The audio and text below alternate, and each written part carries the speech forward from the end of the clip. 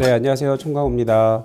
오늘은 그 직업성 암 중에서도 백혈병에 관한 이야기를 나눠보도록 하겠습니다. 이 백혈병이 산업재해, 즉 산재로 인정받기 위해서는 과연 어떠한 것들을 주목해야 되는지, 그리고 절차는 어떠하는지, 끝으로 어떠한 보상이 있을까, 이거를 좀 설명을 드려보도록 하겠습니다. 백혈병을 산재로 인정받기 위해서는 백혈병을 유발할 만한 어떠한 유해 물질에 노출이 돼야 되겠죠. 이건 당연한 얘기예요.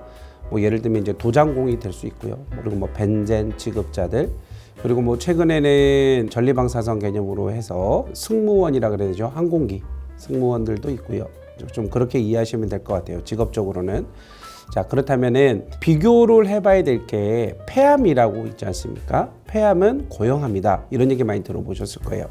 그래서 유해 물질에 10년 이상 노출될 거를 요구하고 있죠. 동설적으로. 그런데 이 혈액암, 뭐 백혈병 이런 것들은 뭐 10년까지 요구하지 않아요. 이게 이제 법에 정해져 있거나 뭐 의학적으로 규정된 건 아닌데 1년도 가능하다는 설이 있고요. 3년도 가능하다는 설이 있고, 고농도의 백혈병을 일으킬 만한 유해 물질에 노출된 작업을 수행하신 분들이라면 가능하다는 얘기죠. 사실 이게 직업병의 기본이거든요. 노출 수준이 고강도일수록, 그리고 노출 기간은 길수록이에요.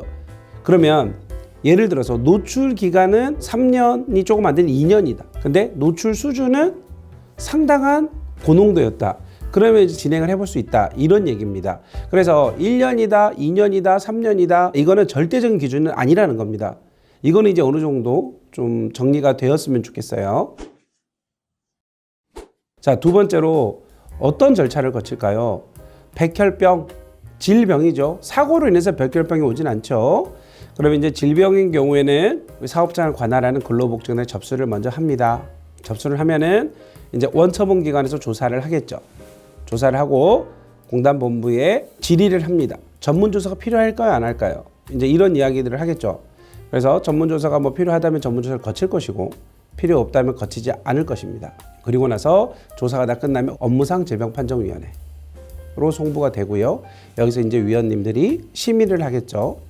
그래서 심의 결정에 따라서 승인인지 불승인인지 결정이 날 것이고, 그거를 원처빈과 통해서 결과를 지급받게 돼 있습니다.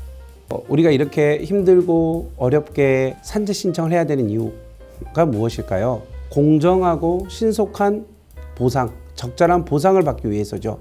산업재해보상보험법상 규정하는 보험급여를 지급받기 위해서입니다. 보험급여는 크게 세 가지로 나눠진다고 말씀을 드리거든요.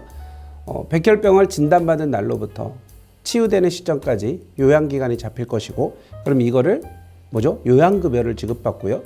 동시에 평균 임금의 70%에 해당되는 휴업급여를 지급받고요. 그리고 혹시 어떤 장애가 남았다. 그럼 장애급여를 지급받을 수 있습니다. 끝으로 뭐 투병 중에 사망하게 되셨다. 그러면 유가족분에게는 유족급여가 지급되고 장례비와 함께 지급이 될 것입니다. 정리드리면 요양급여, 휴업급여, 장애급여, 유족급여를 지급받으실 수 있다. 그렇게 좀 이해를 하시면 되고요. 저희 법인에서 지금 백혈병을 진행을 해서 승인을 받았습니다. 이분이 지금 위독하시는데 저희가 뭘 했냐면 이분이 백혈병으로 인한 후유증으로 시력 상실이 온 거예요. 그래서 추가 상병을 받았고 저희가 장애급여를 이제 청구할 겁니다. 요양이 끝나면.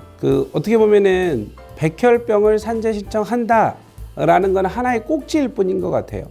이걸 통해서 파생될 수 있는 게 여러 가지가 있을 것 같습니다.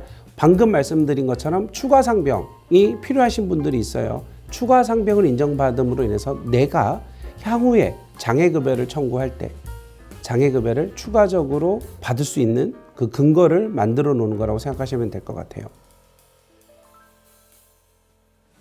오늘 제가 살펴본 거는 백혈병이었습니다. 좀 특징을 좀 정리를 해볼까요? 폐암 등 고형암과 다르게 10년을 요구하지 않습니다. 그리고 뭐 과거에는 뭐죠? 인쇄공, 벤전 취급자, 도장공 이런 분들이었는데 요즘은 전리방사선 등에 노출되는 분들. 절차는 이 백혈병 역시도 업무상 질병이기 때문에 업무상 질병 판정위원회 심의 그리고 결정 이게 이루어진다. 그리고 보험급여는 모든 산재보험은 똑같죠. 기본적으로 요양급여, 휴업급여, 장애급여, 유족급여 및 장례비를 지급받을 수 있다. 이제 이 이야기를 오늘 드렸고요. 혹시라도 산재 처리를 하려고 하는데 어려움이 있으신 분들은 언제든지 전화 주시면 좋을 것 같습니다. 예, 감사드립니다.